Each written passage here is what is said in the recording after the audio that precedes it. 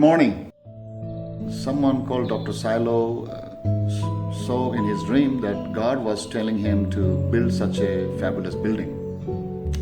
Dr. Asanglak asked me, can God give such a dream to build a fabulous, magnificent structure?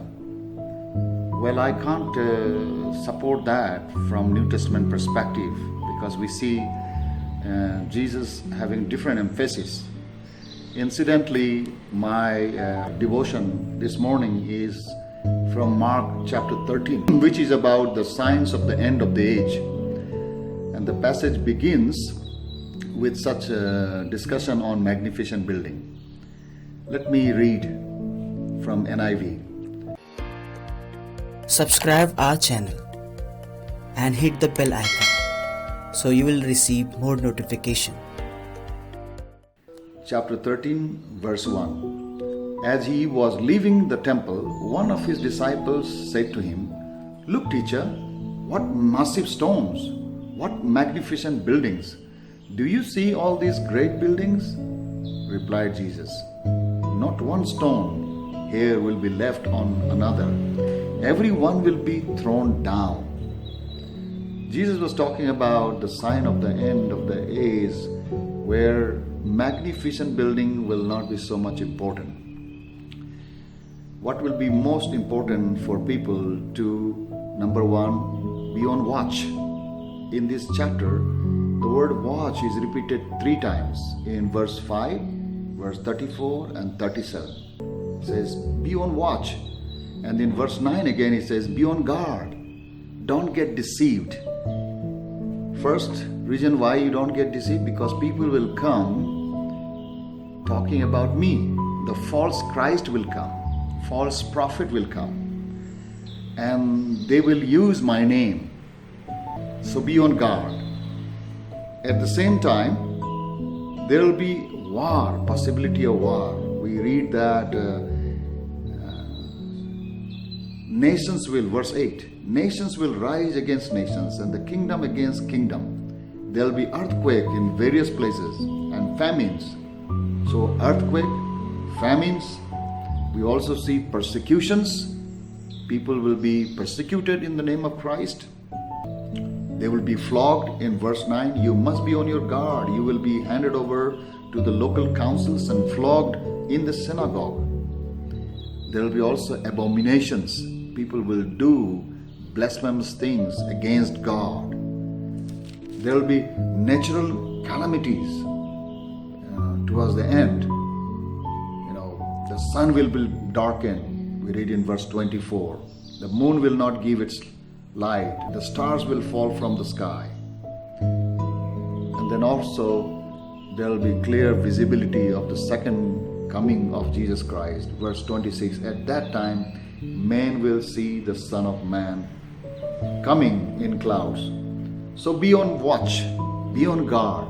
That's the emphasis of the New Testament perspective. Remain prepared all the time. The second thing Jesus says, that the gospel must be preached. He is asking all the Christians to keep their mouth open. And whenever God gives any word, when the Holy Spirit brings the word, just speak it out. In verse 11 says, just say whatever is given you at the time, for it is not you speaking but the Holy Spirit.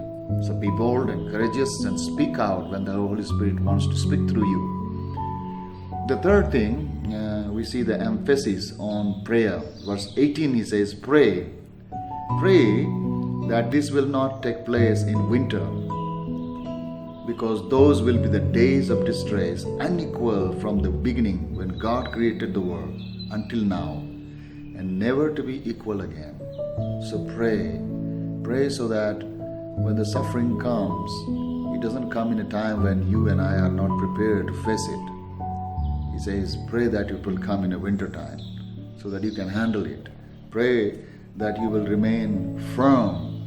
He says, verse 13, all men will hate you because of me, but he who stands firm to the end will be saved.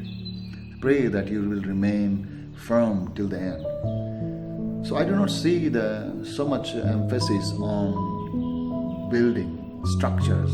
Of course, building structures are necessary infrastructures. If it serves the purpose, that's fine. But the main emphasis is on preparing people, letting people know about Jesus Christ, preparing people for the eternity, and also preparing ourselves that we remain on watch, be on guard, be prayerful, and always be ready to tell people the good news.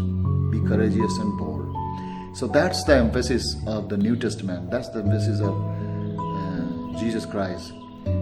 So signs of the end of days in chapter 13 is very clear, especially for all the believers, to be on guard, be on watch, be prayerful, be ready all the time. One verse has really bothered many believers, and that's verse 30 in